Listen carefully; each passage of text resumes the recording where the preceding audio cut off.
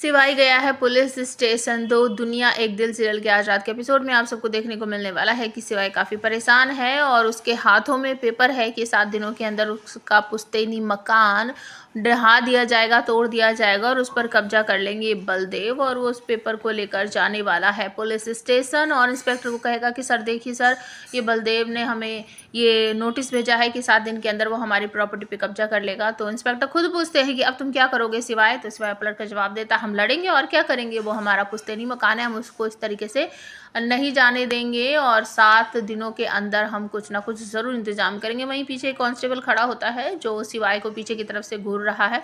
अब सिवाय अपनी कंप्लेन दर्ज करके आ गया है। कंप्लेन क्या, बस उसने इंस्पेक्टर को बताया है कि आप तो पता ही है कि मेरे जो मैंने पैसे जोड़े थे 50 लाख, वो डिजिटल स्कैम में मुझसे चोरी हो गए हैं। इसी की वजह से बलदेव सर हमारा जो पुश्तैनी मकान है उस पर कब्जा करना चाहते हैं। और वो वहाँ से निकल जाता है और आध्या काफ़ी परेशान है।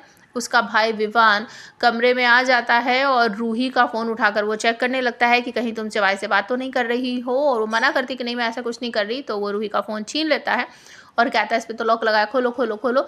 तो रूही अपनी आंख बंद करके बैठी है। वो कहता है कि मैं तुम्हारा फ़ोन तोड़ दूंगा, नहीं तो तुम इसका लॉक खोलो। तो वो जानबूझकर ड्रामा करता है कि मैंने फेंक दिया। तो रूही घबराकर अपनी आंख खोल देती है और उसके फ़ोन की स्क्रीन जो है वो ऑन हो जाती है। तभी वो फ़ोन चेक वेक कर लेता है और आ जाती है पल्लवी जी, उसकी माँ, और कहती है कि ये क्या बेहूदगी है, क्या कर रहे हो तुम, इस तरीके से रूही का फ़ोन चेक क्यों कर रहे हो? माँ मैं देख रहा था ये कहीं सिवाय से तो बात नहीं कर रही। वो फ़ोन छीनते हुए कहती है तुम इतना दिमाग क्यों चला रहे हो, तुम्हें दिखाई नहीं दे रहा है वो तुम्हारी बड़ी बहन है, तुम इस तरीके से उससे बात नहीं कर सकते, हॉस्पिटल में अभी रह कर आई है, उसकी हालत तो देख लो। वो पलट कर कहता है कि ये सब कुछ जो हुआ ना इसकी वजह से ही हुआ, इसकी वजह से पापा को एक रात पुलिस स्टेशन में बितानी पड़ी थी, ये बात मैं कभी नहीं भूलूंगा, आप भले ही भूल जाओ। इस बात पर आंसू बहाने लगती है आध्या और रूही कहती कि आंटी मैं बाद में आती हूँ। आध्या से अपनी बहुत सारी बातें शेयर करेगी पल्लवी की, किस तरीके से तेरे पापा अगर किसी के बारे में एक राय बना लेते हैं ना तो वो उसे कभी नहीं बदलते हैं। बस जब हम शादी करके आए थे तो बहुत सारी बातें हम दोनों के बीच मैच नहीं करती थी, लेकिन उन्हें बस बड़ा बनना था, तो उस चक्कर में मैंने बहुत सारे सेक्रीफाइस किए। तुम्हें तो याद ही होगा किस तरीके से वो मुझसे बात करते थे, मुझे नीचा दिखाते थे। एक छोटा सा वाक्य भी दिखाया जाएगा आध्या के बचपन का।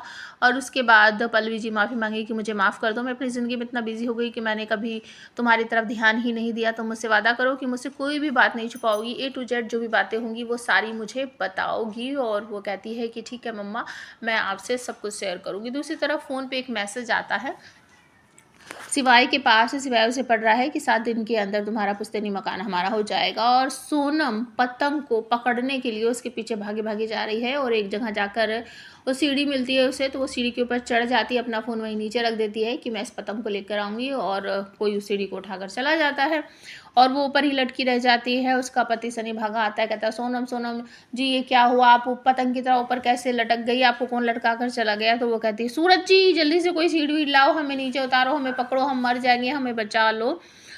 तो सूरज सभी लोगों से मदद मांगता है कि अरे भाई कोई सीढ़ी वीढ़ी ला दो, और वो किसी के पास फ़ोन वगैरह कर रहा होता है। और अपकमिंग एपिसोड में आध्या से मिलने सिवाय उसके घर जाएगा, जहाँ पर बलदेव अचानक से आ जाएगा और वो सिवाय पर हाथ उठाता हुआ आप सबको नजर आने वाला है।